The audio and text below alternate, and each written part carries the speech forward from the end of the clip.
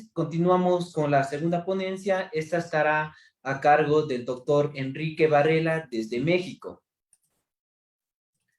El doctor Enrique Francisco Varela es doctor en Derecho por la Universidad de Salamanca. Es profesor de la licenciatura en la maestría y tiene el doctorado en varias universidades de México.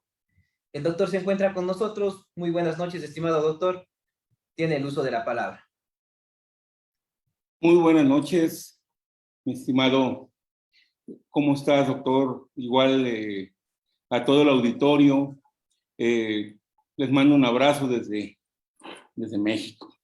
Este tema que nos toca hoy es un tema muy importante, aunque quiero comentarles que para mí es un reto, porque, como los que me pone siempre el doctor Armijos, porque en México no existe el hurto. Existió hace mucho tiempo, pero ahora nada más es robo. Bueno, dentro del Diploma Internacional de Derecho Penal y Procesal Penal, para Latin Juris, en esta jornada número 13, agradeciendo fraternalmente a mi amigo, el doctor Damián Armijos, que es el presidente de Latin Juris Internacional. Bueno, voy a compartir, si me permites, Fernando, pantalla. Está habilitado, estimado doctor. Ya puede compartir. Acá. Si es... Bueno, vamos a adaptarla. Con muchísimo gusto.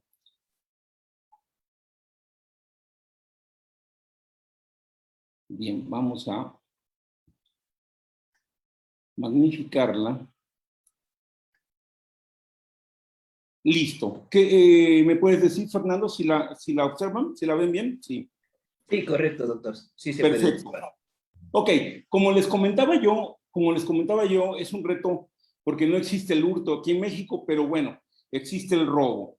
El robo, como definición, la tenemos aquí en México como uno de los delitos más frecuentes, como uno de los delitos más importantes dentro de la política criminal, dentro del derecho penal, dentro del análisis, para poder hacerle frente a este tipo de flagelo en México, y bueno, en todos los lugares donde he estado del mundo, también el robo es uno de los delitos más importantes. Es el más frecuente de los delitos patrimoniales, dolosos.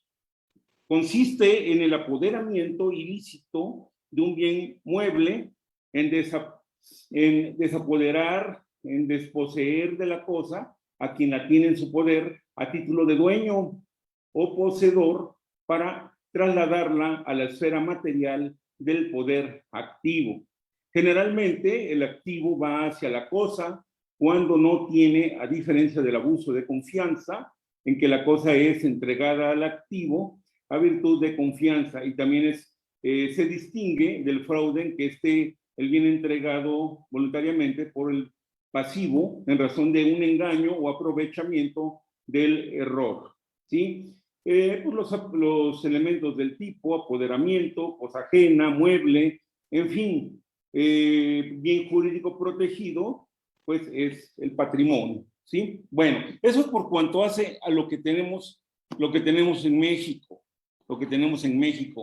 pero vamos a hablar de ambos delitos, del hurto, del robo, y me permití hacer una digamos, mezcolanza, valga la expresión, de algunos autores como Muñoz Conde, Zaffaroni, Verdugo, Bujosa, el maestro de la Universidad de Salamanca, la misma doctora muy conocida por todos nosotros como la doctora Romina Cabrera, Osorio y Nieto, Roxín, Jacobs, en fin. Me pongo a sacar un poco de todo a todo para poder dar un panorama de lo que es el hurto y el robo. Bueno, como bien lo decía, es parte de los delitos patrimoniales, ambos, y tienen una estructura muy parecida, como ahorita lo vamos a ver. Los delitos en contra del patrimonio, en teoría general, expresión más acertada la de la propiedad, ya que en la mayoría de los códigos penales, pues digamos, del mundo, se protegen otros derechos reales y la posesión.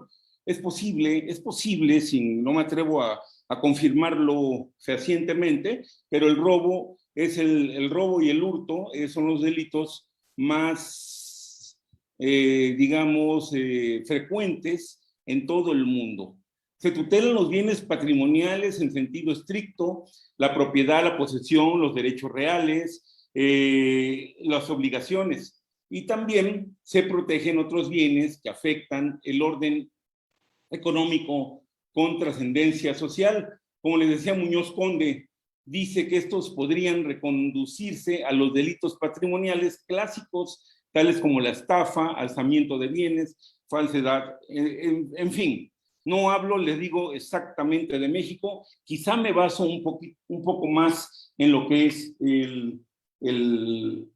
la doctrina española, por ser la más cercana a nuestros países. Obviamente, dentro de la herencia que tenemos germánico-románica, ¿sí?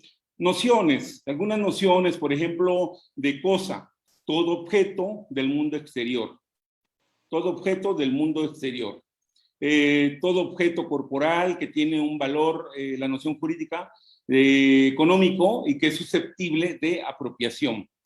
En los códigos penales, las cosas pueden ser corporales, incorporales, por ejemplo, la energía eléctrica, otros similares, las telecomunicaciones, las defraudaciones. Delitos contra el patrimonio, las cosas en el derecho penal, hablamos de cosas muebles y cosas inmuebles. En el caso de los delitos en los que estoy en este momento hablando, estamos hablando de cosas muebles. Delitos, la cosa mueble, en el ámbito penal, el Código Penal, robo y hurto. En el más amplio civil, en el Código Civil, encontramos parte de estas cuestiones, estas cosas de lo que es. En el derecho civil caben categorías de inmuebles por destino o por incorporación. Solo pueden dar lugar al hurto y robo y no a usurpación, en el caso de la usurpación o el despojo en algunos países. Verbigracia, el cuerpo no se considera cosa. Sin embargo, si se consideran cosas separadas, por ejemplo, el pelo, los dientes, el mismo cadáver y sus piezas pueden considerarse cosas susceptibles de apropiación. Ajenidad es un concepto muy importante para este tema. Concepto de ajenidad. La cosa ha de ser ajena, es un concepto civil, no pertenencia de la cosa a un sujeto. ¿Sí? Es ajena al sujeto que va a realizar la acción típica. No son cosas ajenas, los res nihilius, por ejemplo, las cosas son de nadie, cosas de nadie, que son susceptibles por cualquiera. Tampoco son cosas ajenas las cosas abandonadas. Lo que se encuentra no es susceptible. Las cosas perdidas o de dueño desconocido sí pudieran ser objeto de apropiación ilegal. Solo habla el artículo 253. Todos estos artículos de los que voy a hablar son de la Constitución española por tomar un referente. Las cosas comunes como el aire, el agua, si no son reguladas en leyes especiales o no hayan sido recogidas para su utilización industrial en recipientes, no pueden ser ajenas, ¿sí? Son de todos, pero a la vez no son de nadie. El patrimonio es el conjunto de derechos y de obligaciones referibles a cosas u otras entidades que tienen un valor económico y que han de ser valoradas en dinero. En derecho penal no se pueden proteger aquellas cosas susceptibles de ser convertibles en dinero y pueden valorarse en un aspecto sentimental, ¿sí? Eso no vale, sino lo que vale es lo que se puede convertir en valor económico. Posición mixta jurídico-económica del patrimonio relevante para el derecho penal. El objeto material del delito solo pueden serlo aquellos bienes dotados de un valor económico, como lo dije anteriormente. Para ser sujeto pasivo de estos delitos, tiene que existir entre el sujeto y la cosa una relación protegida por el ordenamiento jurídico.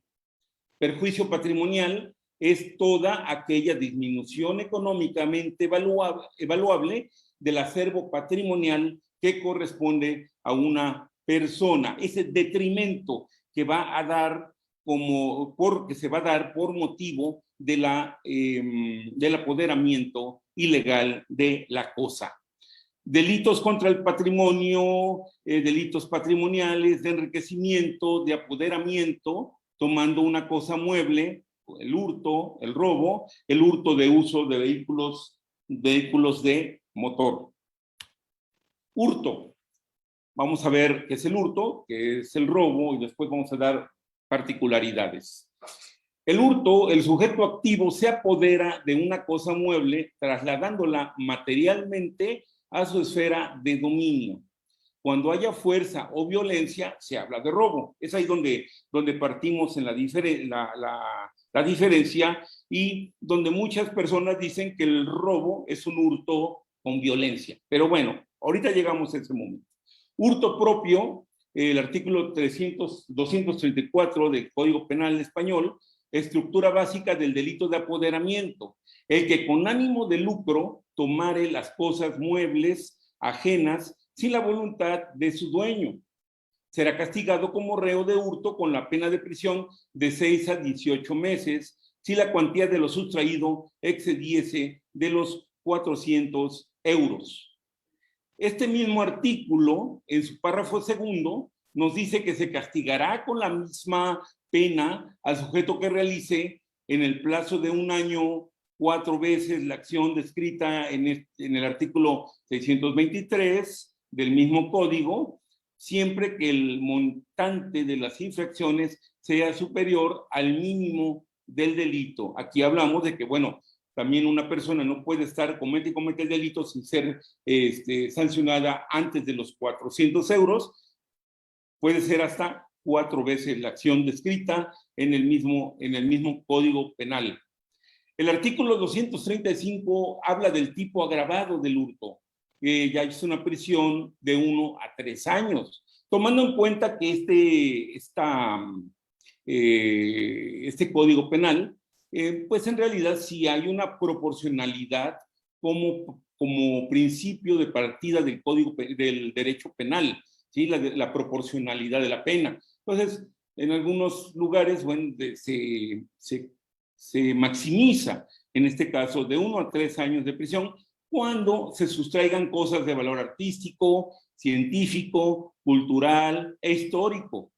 Cuando se trate de cosas de primera necesidad, o destinado a un servicio público, siempre que la situación produjere un grave quebranto o una situación de desabastecimiento.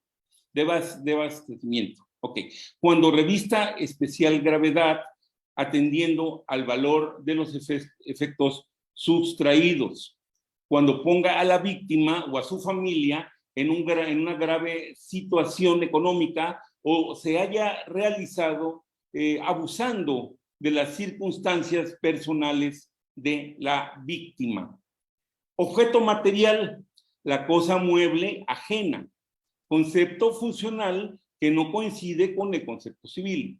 Todo objeto del mundo exterior susceptible de apoderamiento material y de desplazamiento, ¿sí? Debe de desplazarse del lugar de conformidad. Caben en el concepto, por ejemplo, los animales y las cosas inmuebles que pueden ser separadas y trasladadas a otro lugar, por ejemplo, materiales de construcción. No una casa, obviamente, pero sí los materiales de construcción. Concepto del derecho civil, dice, pueden ser objeto de contrato todas las cosas que no estén fuera del comercio de los hombres, a unas futuras. El valor ha de ser el del mercado en el derecho civil. Sustracción de la cosa propia, fortum possessionis, el artículo 236, con una multa de 3 a 12 meses. El bien jurídico protegido, la posesión, se trata de hurtar la posesión por parte del propietario de la cosa mueble ajena, siempre y cuando se ha de ser dueño de la cosa mueble ajena o actuando con consentimiento de éste. La sustrae de quien la tiene legítimamente en su poder, con perjuicio del mismo o de un tercero. El valor de la cosa debe exceder de 400 euros. O sea, no porque sea propietario de la cosa y la tenga yo legítimamente bajo alguna circunstancia civil, puedo sustraerla por alguna circunstancia. Eso volvemos, aún que haya sido producto de algún hecho ilícito. Robo. El robo lo tenemos en el artículo inmediatamente, están pegaditos en el Código Penal, en el artículo 237.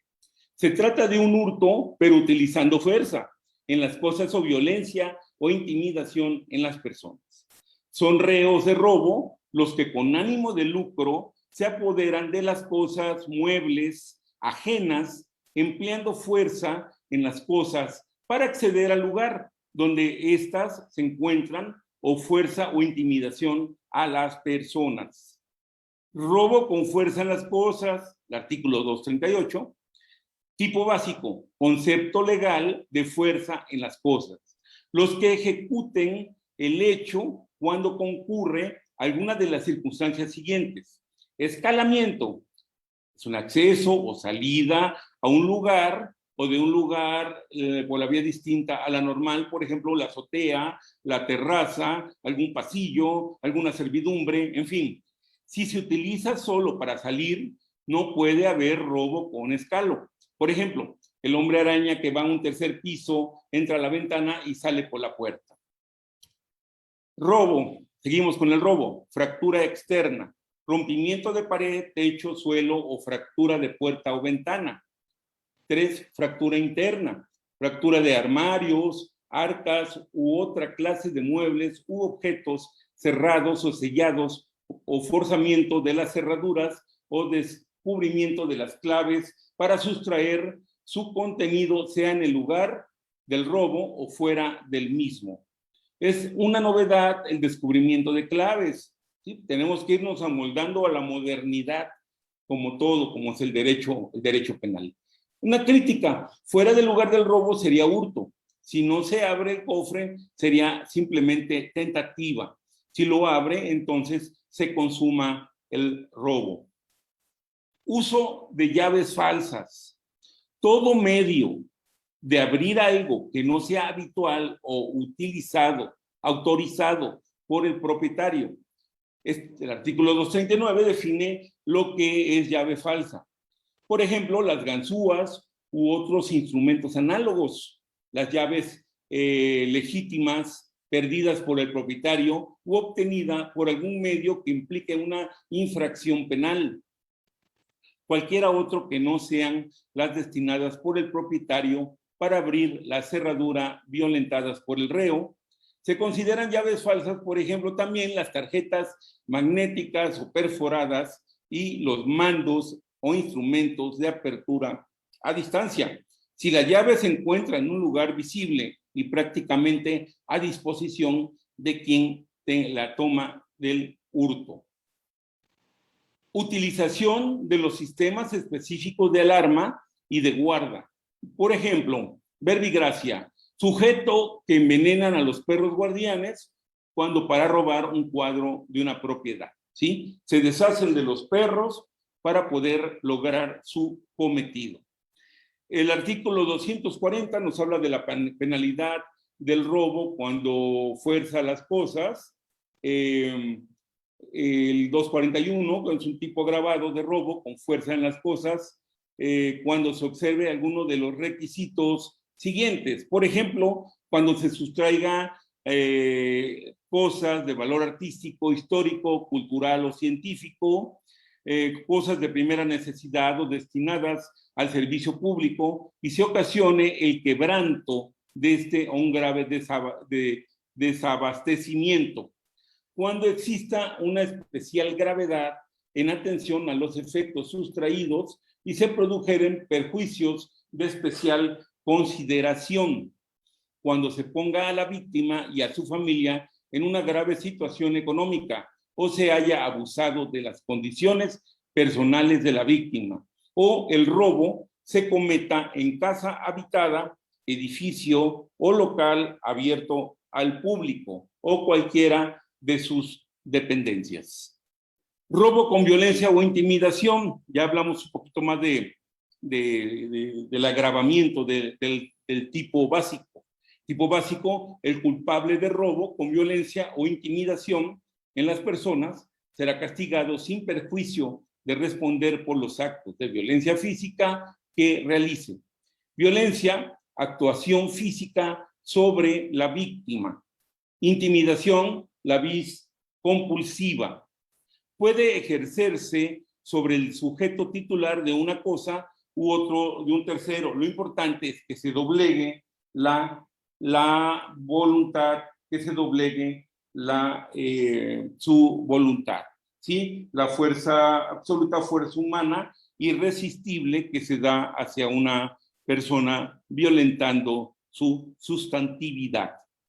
El artículo 242, el tipo agravado, la pena anterior, sube en un medio superior. Cuando el delincuente hiciera uso de armas o de medios igualmente peligrosos que llevare para cometer el delito o para proteger en la huida, y cuando el reo atacare a los que estuviesen en auxilio de la víctima en los que se le persiguen. Aquí voy a ser muy cuidadoso en hablar del delincuente, pero en realidad podemos hablar de un probable responsable atendiendo al principio de inocencia que rige en todo el mundo, ¿no? Pero bueno, para hablar de las cuestiones teóricas puedo decirlo, pero debo hacer una aclaración por cuanto hace al respeto de los principios fundamentales del derecho penal, del derecho procesal y de los derechos humanos sobre todas las cosas. El tipo atenuado del 242.3 habla que en atención a la menor violencia o intimidación ejercidas o valorando las restantes circunstancias del hecho, podrá imponerse la pena inferior en grado a la prevista en el apartado primero de este artículo, ¿sí? El tipo atenuado. Robo y hurto a vehículos, el 244, el Código Penal. El que sustrajere un vehículo a motor o ciclomotor ajenos, sin ánimo de apropiárselo. Hay una pena de 31 a 90 días o una multa de 6 a 12 meses si lo restituye, directa o indirectamente, en un plazo no superior de 48 horas, sin que en ningún caso la pena impuesta pueda ser igual o superior a la que correspondería si se apropiase definitivamente del vehículo, ¿sí? Todavía se habla de esta cuestión para poder salvaguardar los efectos jurídicos contra la persona cuando hay un resarcimiento de esta naturaleza. Vamos a hablar entonces de algunas particularidades de ambos delitos. Por ejemplo, hablar del bien jurídico. El bien jurídico protegido en el delito de hurto. El bien jurídico protegido en el delito de hurto, la rúbrica es de los delitos contra el patrimonio y el orden socioeconómico. El artículo 348 del Código Civil dice que la propiedad es el derecho a gozar y disponer de una cosa sin más limitación que las establecidas en las leyes. Pero esto no es así en el Código Penal. Puede existir una situación en la que el dueño puede sustraer una cosa que la tuviera otra persona en virtud de título legítimo de la posesión, ¿sí?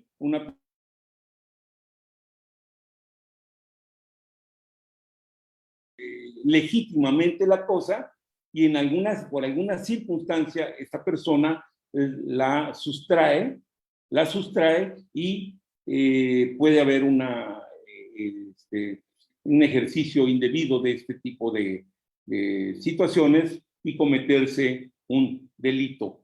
Si los delitos de apropiación no pueden conllevar una lesión al derecho de propiedad constituido como tal por las reglas del derecho privado, su descripción como delitos de lesión exige identificar una dimensión en que la propiedad, si sea objeto de lesión y que se muestra digna de protección, para el derecho penal y en particular frente a los delitos de hurto y robo. Ahora bien, desde un punto de vista sociológico, la propiedad es una institución que nace a partir de la necesidad de asegurar y mantener la posesión física bruta de los objetos materiales mediante su sustitución por un conjunto reconocido de relaciones del poder efectivo a través de un estatus colectivamente reconocido, merced del cual se le atribuye a un sujeto un poder convencional sobre la cosa que no tendría otro modo, es decir, que es esencial para cumplir la función asignada a ese nuevo estatus de propietario y que tiene por objeto autorizar a su titular el ejercicio de dicho poder fáctico, positivo y real de disposición, y aun cuando no se encuentre ejerciendo contacto o control físico inmediato sobre la cosa. En ese sentido, la propiedad es, ante todo, forma, pues no puede concebirse la propiedad sin referencia al conjunto determinado de reglas que la constituyen y que definen el alcance de este contenido de poder que es correlativo a la posición formal de propietario. Bueno, por cuanto hace al bien jurídico protegido. Ahora, hablemos del verbo rector. Espero ir, si vamos en tiempo, si me paso un poquito, por favor, Fernando, me tocas la campana. Verbo rector. El derecho penal exige que el autor se apropie una cosa mueble, ajena, expresión que constituye el verbo rector en los delitos contra la propiedad, en sentido estricto, cuya forma básica está constituida por el hurto, ¿sí? Por el hurto. La forma lingüística utilizada por el legislador para la descripción de la acción propia del hurto es preferible antes de aquellas que utilizan algunas voces como sustraer, quitar o tomar, ya que estas expresiones resultan algo restrictivas, mientras que la apropiación constituye un fenómeno complejo, pletórico de valoraciones jurídicas y cuyas exigencias son diversas para la consumación del delito. Ánimo de señor y dueño. Ánimo de señor y dueño. En consecuencia, la apropiación se consolida desde el momento en que el probable responsable se apodera del bien y asume las facultades de señor y dueño de la cosa. Señor y dueño de la cosa. Lo que supone, a lo menos, potencialmente, la posibilidad de ejercer las facultades de dicha calidad, que dicha calidad otorga. Es, pues, la posibilidad física de ejercer una influencia inmediata sobre la cosa que se ha sustraído, con exclusión de cualquier otro, especialmente un verdadero propietario, la que, como hecho, debe estar contenida en la apropiación, de suerte que su intervención como cosa puede interpretarse como ejercicio de poder de disposición de un propietario. Lo anterior se explica por la estructura típica del hurto, que es la estructura de un delito de desplazamiento. La apropiación exigida por el tipo de hurto implica que el sujeto activo debe apropiarse de la cosa, lo que se materializa en un desplazamiento de hecho realizado por el ánimo de comportarse como dueño, mediante la sustracción del bien ajeno, desde el ámbito de protección del legítimo propietario hacia el autor, ¿sí? La persona se siente señor y dueño del bien. Ausencia de voluntad del dueño. La doctrina, dentro de la voluntad del dueño, exige que la apropiación de la cosa se realice sin la voluntad del dueño. El consentimiento aparece entonces en el hurto como una causa de atipicidad, pues si el dueño permite que otros se apropien de la cosa, desaparece todo lo que pudiera considerarse hurto. porque entonces ya estaríamos hablando quizá de otra figura jurídica o de otra figura penal, como posiblemente un abuso de confianza o posiblemente un fraude, dependiendo el elemento subjetivo del cual estemos hablando, el engaño para el fraude, el abuso de confianza, el préstamo y no te lo devuelvo.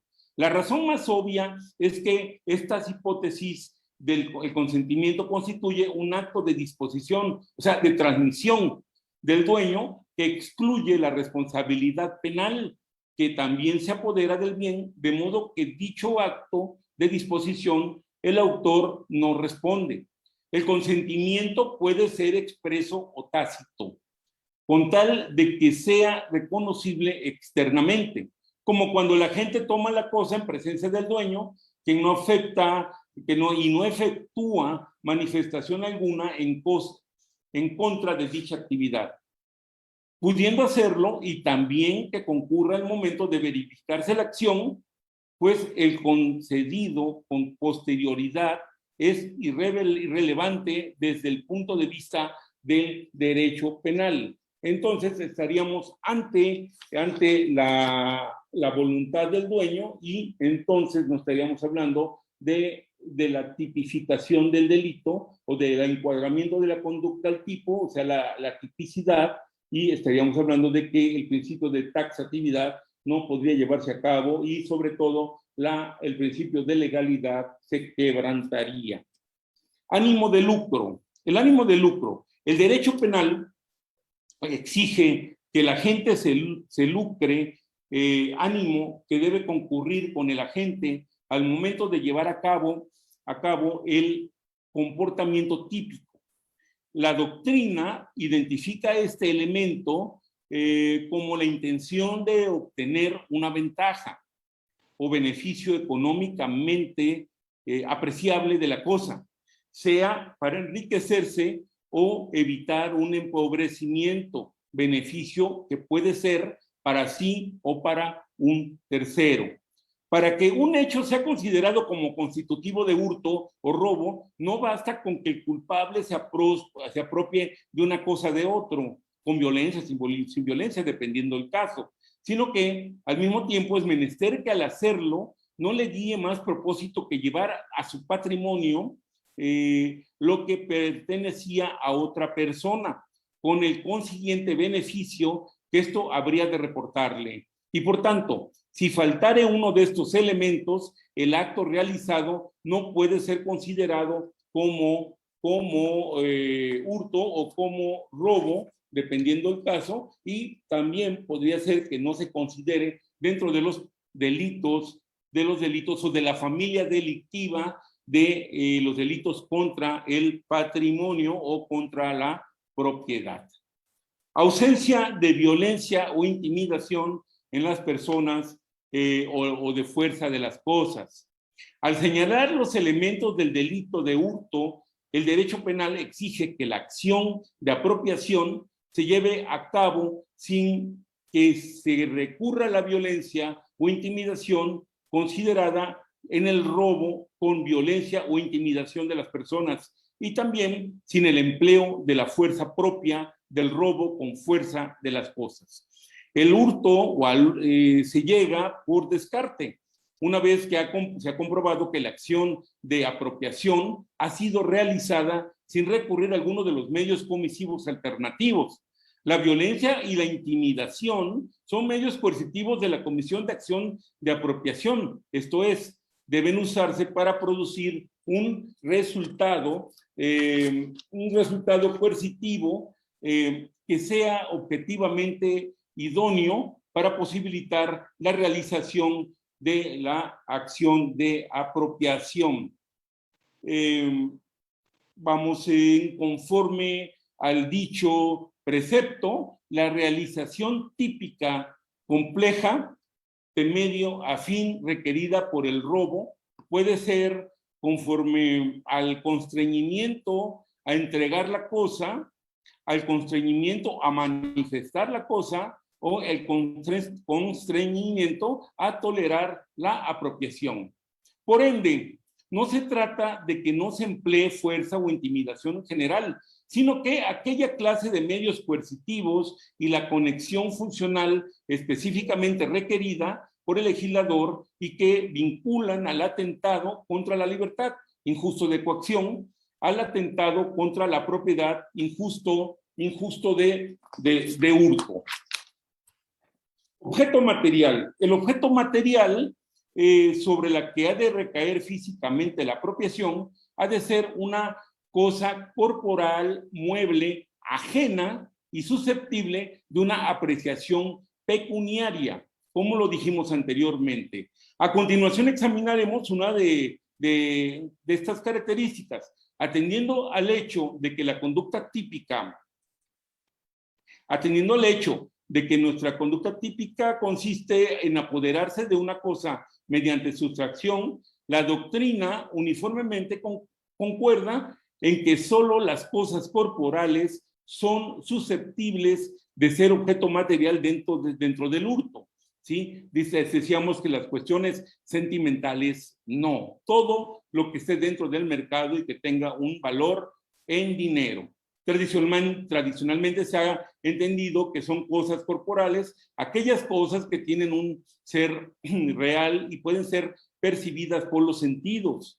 Sin embargo, se puede señalar que la noción de cosa corporal definida en el derecho privado no es determinante en esta materia, pues existen ciertas cosas que, a pesar de que tienen existencia en la real, por falta de corporeidad no pueden ser aprendidas, como por ejemplo la luz, el calor, el frío, la energía, los gases, etcétera, etcétera.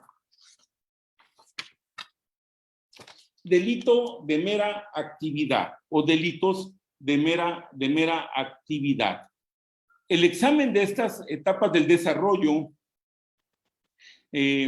del delito de la doctrina penal se ha vinculado estrechamente a la clasificación entre los delitos de mera actividad y delitos de resultado, según los caracteres del hecho necesario de la consumación del delito. Así la diferencia radica en que en los primeros se consuman por la simple ejecución del hecho tipificado, mientras que en los segundos requieren para su perfeccionamiento de la realización de un determinado resultado señalado en la figura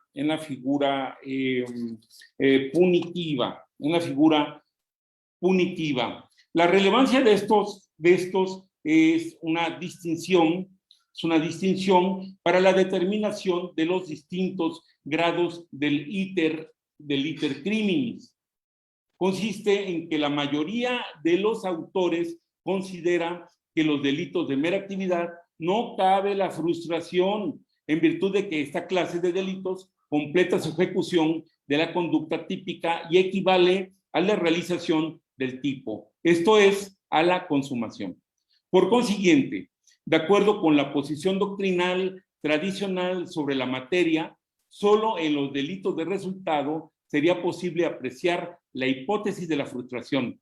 Así, los delitos de resultado serían aquellos que en su configuración tendrían como elemento del tipo un resultado material, espacio-temporalmente diferenciable de la acción misma, pero vinculado a ella por una relación de causalidad ontológica. De ahí que en los delitos de resultado el sujeto pueda realizar la totalidad de la acción típica y, sin embargo, el delito no se consume porque no se produce un resultado. Ok. El hurto como delito de resultado. Tradicionalmente se ha sostenido que el resultado de la acción, tanto del hurto como de las diversas figuras del robo, es la apropiación de la cosa. En efecto, se señala que en los casos de ilícitos contra la propiedad, como es el caso del hurto, estos pertenecen a la categoría de delitos materiales o de resultado y se caracterizan porque su configuración típica exige que se produzca efectivamente un resultado que consiste en la apropiación de la cosa ajena. La acción típica requiere el desplazamiento de la cosa por parte del sujeto activo, trasladándola desde la esfera del dominio del dueño a la suya. El resultado del delito se produce cuando la cosa u objeto material abandona la esfera de dominio del afectado. La consumación del delito, la determinación del instante preciso en que se produce la consumación de un delito no puede resolverse a nivel general, sino acudiendo a la descripción legal de cada figura delictiva. En particular, con ello, el concepto de consumación constituye una categoría concerniente al tipo de acción de cuya ejemplificación se trata. En cuanto concepto se expresa la satisfacción de la descripción que especifica ese mismo tipo de acción. Vamos a pasar, ya que me queda poco tiempo, vamos a pasar de manera pues rápida hasta cierto punto a ver lo que son las teorías tradicionales sobre la consumación. Apoderamiento ilegítimo. En el ámbito jurídico, el apoderamiento ilegítimo tiene por sí un valor y un significado propio e inconfundible. Significa la ocupación, aprehensión material de la cosa, con ánimo de obtener un dominio sobre la misma. Constituye el despojo de la cosa, tomarla con propósito de quitársela a alguien que la tiene en su poder o dentro de la esfera de protección. Las teorías tradicionales son las siguientes. Voy a acotar un poco, porque tenía yo para explicarlas, pero yo creo que se me iría muchísimo tiempo. Voy a explicarlas de manera muy concreta. Teoría de la contractatio o attractatio re.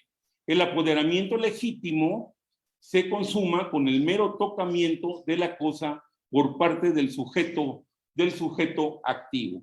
Su consumación del hurto se produce cuando solamente tiene el tocamiento, ¿sí? Teoría de la aprehensión.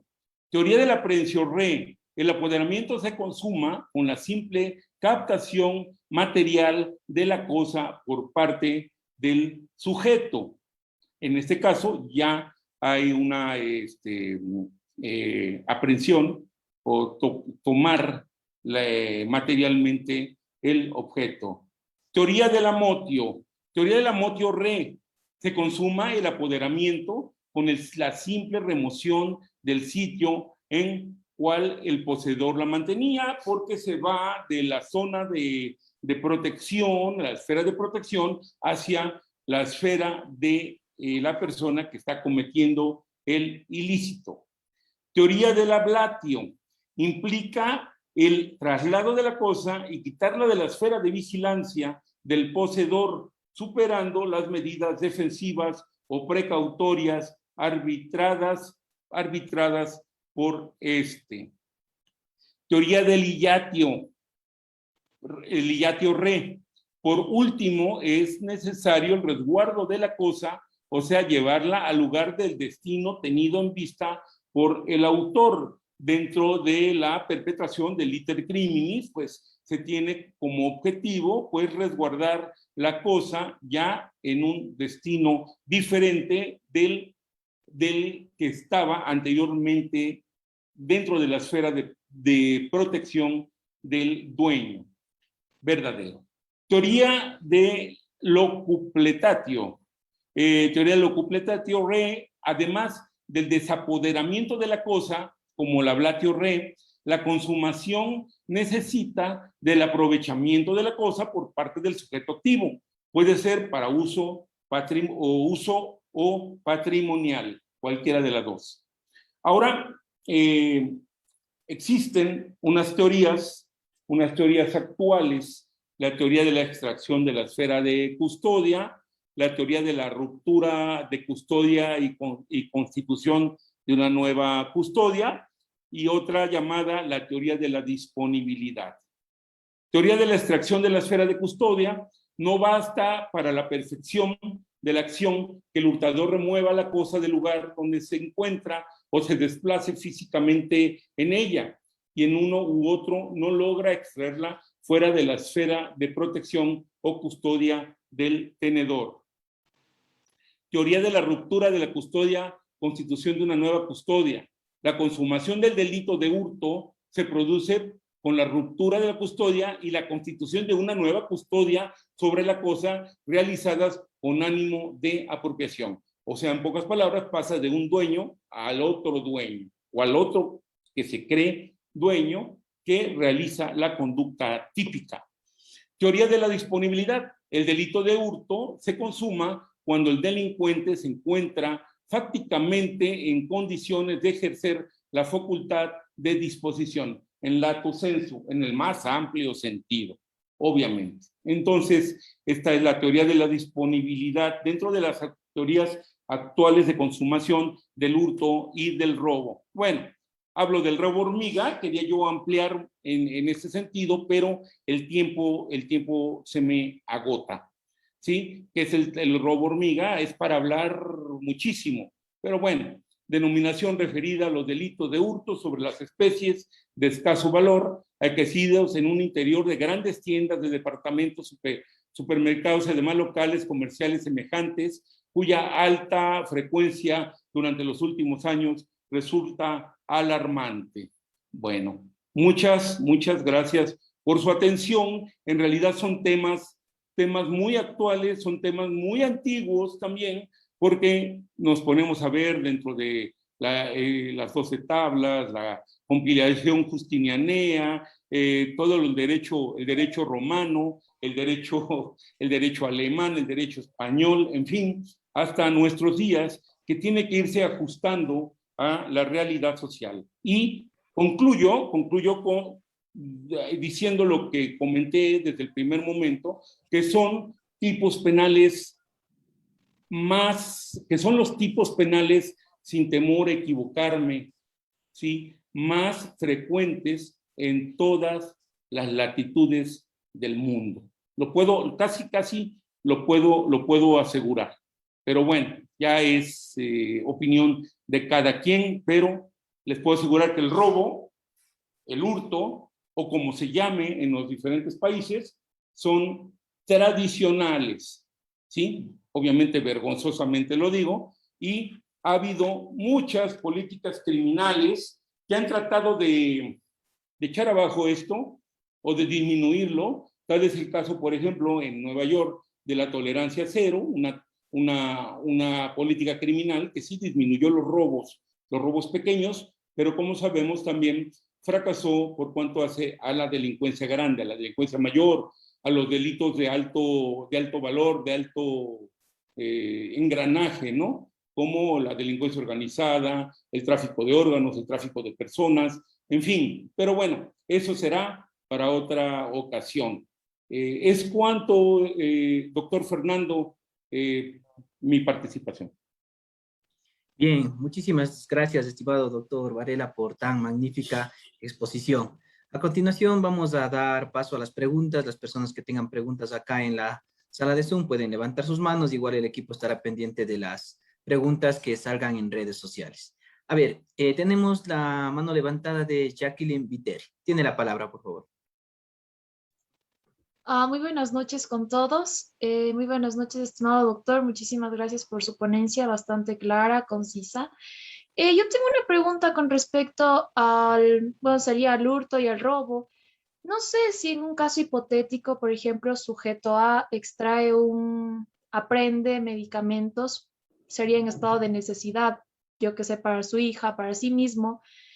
No sé si este procedería de la misma manera como un hurto normal, como un robo, o tendría otras diferencias, otras causales. Esa es mi pregunta, nada más.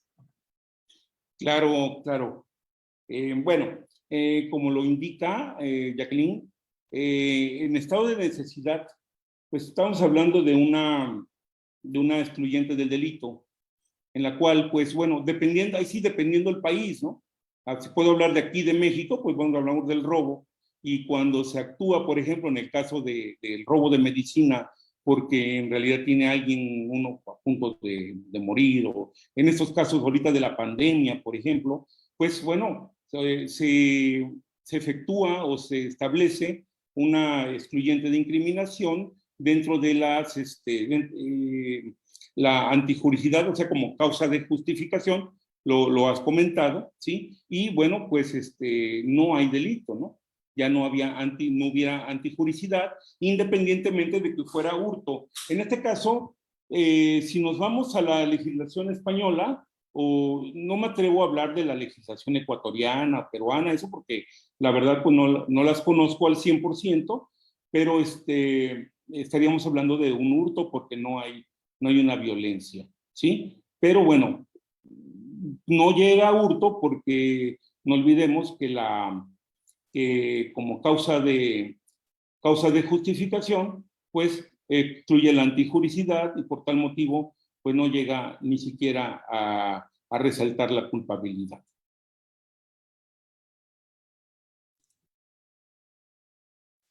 Bien, muchísimas gracias, estimado doctor Enrique. Tenemos la mano levantada también del abogado Carlos Vizcaíno. Tiene la palabra. Sí, buenas noches. Sí, por aclarar también de que nosotros acá en nuestro Código Orgánico Integral Penal, el hurto es un hecho que realiza una persona prácticamente sin hacer ningún tipo de violencia. Esa es la diferencia entre el hurto y el robo. Porque el robo, lógicamente, nosotros tenemos el hurto tipificado en el artículo 196 y el robo tenemos en el 189. Claramente nos podemos dar cuenta de la diferencia que existe tanto en el robo como en el hurto. El hurto es una persona que mediante amenaza o violencia se apodera de un bien inmueble. Entonces, esto sería la diferencia. Quería ver de ahí, por lo demás, en la teoría del delito, prácticamente muy buena la ponencia, doctor. Muchas gracias, doctor Francisco Enrique Valera. Muchas gracias, abogado. En realidad, como les dije al principio, el doctor Armijo siempre me pone por ahí retos, ¿no? Y para mí es un reto, no obstante, soy penalista y me he dedicado los últimos 30 años al derecho penal, desde que fui fiscal aquí en México hasta el doctorado en Salamanca. Pero bueno, pues me he inclinado siempre que hacia delitos como la tortura y otros, pero es muy interesante el desarrollar todas esas teorías y el desarrollar todos estos delitos que bueno, pues como parte del derecho penal, pues son analizados, aunque sí nos faltó un poquito de tiempo, podríamos haberlo analizado desde el ángulo también de la criminología, ¿sí? De victimología, hasta de la criminalística. Pero bueno, ya habrá otros momentos. Pero sí es muy importante ir y soslayar que desde el ángulo de cada país podemos tomar, pero es más importante todavía dar vamos en el clavo por cuanto hace a dar una teoría o una doctrina universal. No, por ejemplo, yo no hablé para nada de ninguna sentencia o eso, para mí no es importante. Claro, es muy importante, ojo, pero no es muy importante cuando estoy hablando a gente o a autoridades como eres tú, abogado Carlos o Jacqueline y todos los demás de diferentes países, ¿no? O sea, entonces no puedo hablar de una sentencia de México o de una sentencia de España o de Ecuador, porque entonces pues estaríamos, mejor hablamos de algo más y muy general, pero sí, muy interesante. Bien, muchísimas gracias, estimado doctor Francisco, por su ponencia. Desde redes sociales tenemos felicitaciones hacia su persona por la ponencia de diferentes países de Latinoamérica. Esperamos contar con su presencia para próximos eventos, estaremos en contacto. Le cedo la palabra para que pueda despedirse de esta audiencia. Muchísimas gracias, estimado. Claro que sí, mi estimado doctor, apreciadísimos por mí, tanto Fernando como el doctor Armijos, que me dan la oportunidad de hablar en esos foros tan importantes de manera internacional, que de verdad para mí es un gran honor, y claro que sí, tantas, como decimos acá en México, tantas y cuantas veces ustedes me inviten, estaré con ustedes. ¿Sí? Desde México les mando un fuerte abrazo a todos, y como te dije, Fernando, espero estar muy pronto, no tan solo virtualmente, sino ojalá la pandemia nos permita también estrechar la mano y un fuerte abrazo personalmente. Muchísimas gracias, estimado doctor. Así será. Poco a poco estaremos planeando y esperamos llevar estos seminarios también de manera presencial. Un saludo hasta México y una muy buena noche. Gracias. Bien, con ustedes, estimados cursantes, muchas gracias por acompañarnos la jornada del día de hoy. Estaremos el día de mañana, asimismo, a partir de las 18 horas. A todos ustedes una muy buena noche y un reparador descanso.